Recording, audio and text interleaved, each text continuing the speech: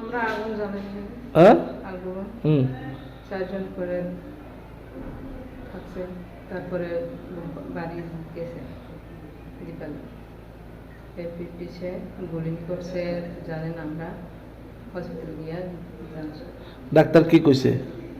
গুলি করছে, কে গুলি করছে? জানেন কি নাম তাদের? দীপালি দেব, বয়স কত? 30। স্বামীর নাম কি?